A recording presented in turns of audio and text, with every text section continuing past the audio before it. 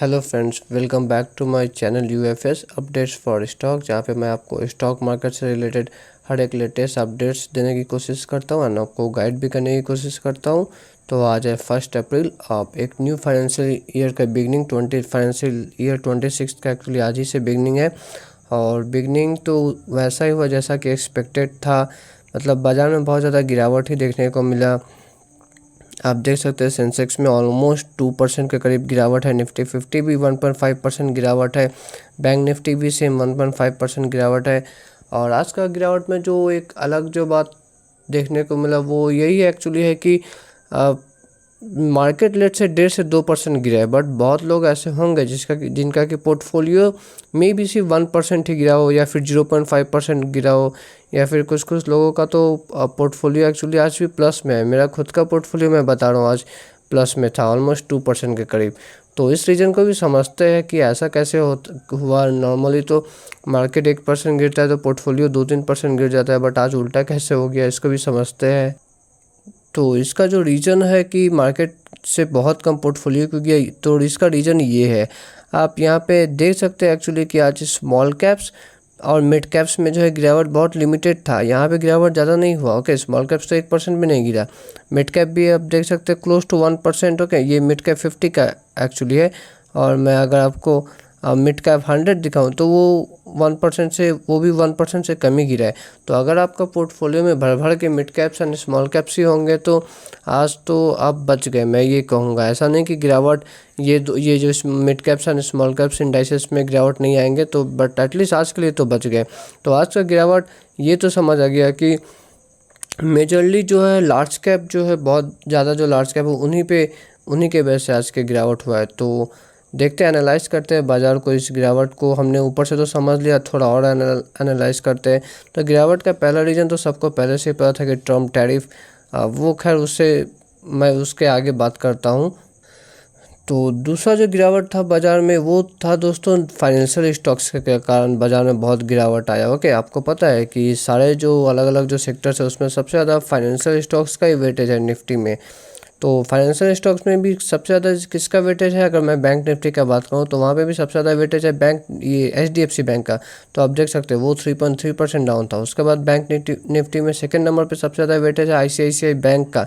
तो यहाँ पे भी अच्छा गिरावट था।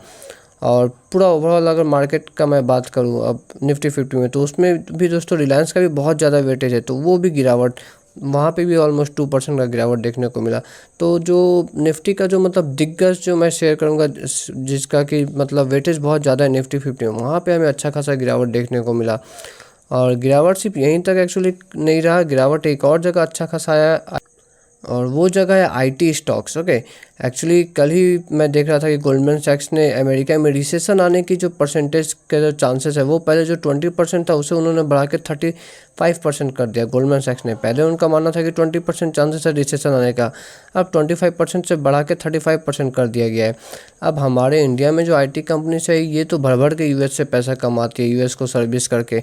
तो अगर US में रिसेशन आएगा मतलब इनका भी जो है बिजनेस मतलब कमेगा ही। ओके, लेट्स से इनका जो बिजनेस का जो ग्रोथ है वो कमेगा ये, या फिर मतलब फ्लैट भी रह सकता है, और मे बी ग्रोथ हो ही ना, मे बी कुछ डिग्रोथ हो जाए, मे बी रेवेन्यू कमने लग जाए। तो इसलिए आज IT स्टॉक्स भी खूब पिटे हैं।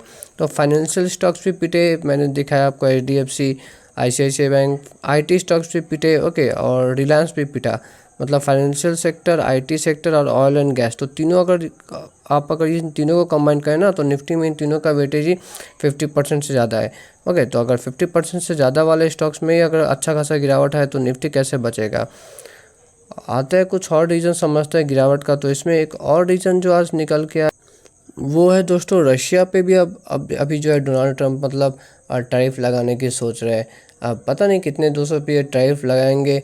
अब रशिया से देखिए, इंडिया अभी बहुत ज़्यादा क्रूड ऑयल इंपोर्ट करता है। ओके, रशिया से क्लोज टू 40% हम एक्चुअली रशिया से ही इंपोर्ट करते हैं। ओके, रशिया, आपको पता है यूक्रेन वार के बाद से हम भर भर के रशिया से खरीदे, क्योंकि वे हमें काफ़ी सस्ता में एक्चुअली क्रूड ऑयल ऑफ़र कर रहे थे। अब ये जो सस्ता जो क्रूड ऑयल जो था जो रशिया से आता था, अब इस पर भी मतलब एक रिस्क हो गया है। कुछ दिन पहले ट्रंप ने तो वेनेजुला का, आपको केस पता होगा कि हम वेनेजुला से भी ऑयल इंपोर्ट करते थे, उन्होंने वेनेजुला पर सेकेंडरी टैरिफ लगा दिया। सेकेंडरी टैरिफ मतलब यही कि आप हमारे दुश्मन से करोगे ट्रेडिंग मतलब खरीदोगे ऑयल तो आप पे भी मतलब हम टैरिफ लगाएंगे। तो वेनेजुला पे लगाया तो हमने वेनेजुला से हमने डाइवर्ट कर लिया, अब रशिया पे भी ये लगा रहे हैं। ओके, तो बहुत मतलब चिंताजनक सिचुएशन है इंडिया के सामने कि जहाँ जहाँ से भी हमें मतलब चीप ऑयल मिल रहा है, जहाँ जहाँ से भी हमें सस्ता ऑयल मिल रहा है, ट्रम्प हर जगह जाके वहीं पे मतलब एक प्रॉब्लम क्रिएट कर दे रहे हैं। तो वो एक्चुअली वो अपना दुश्मनी के लिए कर रहे हैं। ओके, बट प्रॉब्लम हो रहा है कि हर्ट हमें हो जा रहा है बिना कुछ हुए। और इसी वजह से जो अभी जो रशिया में जो इन्होंने, मैं आपको थोड़ा और डिटेल्स में दिखाता हूँ। आप देख सकते हो on Sunday Trump raise the prospect of so called secondary tariffs. Okay, secondary tariffs on Russian oil, okay, on buyers of Russian oil. और ये किस लिए किया, क्योंकि दोस्तों देखिए अब जो व्लादिमीर पुतिन से जो इनका जो मतलब बातचीत हुआ उसमें यही निकल के आया कि पुतिन भी सीज़ फायर के लिए मतलब जल्दी रेडी है नहीं, वो भी रिफ्यूज़ करे सीज़ फायर से, जो यूक्रेन वार जो इनका चल रहा है। तो इसलिए दोस्तों ये रशिया पे सैंक्शंस लगाने की सोच है। और इसके वजह से क्या हो रहा है कि इंटरनेशनल मार्केट में ब्रेंट क्रूड ऑयल का भी दाम फिर से बढ़ने लगा, जो एक समय 70 के करीब था, 70-71, अब वो फिर से 75 के करीब जा रहा है। और 75 के करीब अगर जाने लगे तो आपको पता है कि इंडियन इकोनॉमी के लिए ये बहुत हर्ट करता है। आते हैं दोस्तों नेक्स्ट अपडेट पे।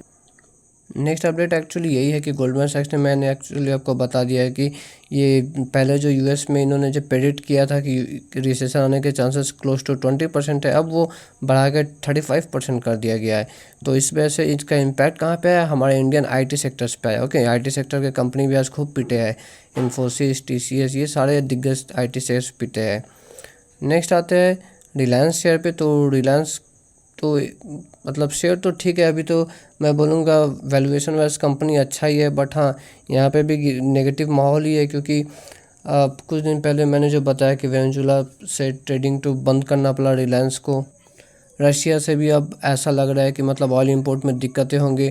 और ईरान से हम ऑयल इंपोर्ट कर नहीं सकते, क्योंकि ईरान को आपको पता है कुछ दिन पहले ट्रम्प ने धमकी दे दी थी कि ऐसी बमबारी करेंगे कि मतलब किसी ने देखी नहीं होगी। वैसे ईरान के पास बहुत ऑयल रिजर्व्स है, बट प्रॉब्लम यही है कि मतलब यूएस के सैंक्शंस के वजह से कोई उनसे खरीदता नहीं है।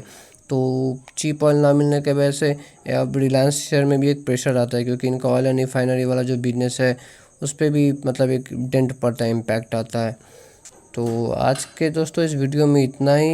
ये पहला वीडियो आज का, एक और मैं वीडियो डालूँगा, तो देखते हैं आगे क्या होता है। कल तो 2 अप्रैल आ ही जाएगा, फाइनल डे। तो अगर आपको वीडियो अच्छा लगा होगा तो लाइक एंड सब्सक्राइब कर दीजिए एंड शेयर भी कर दीजिए।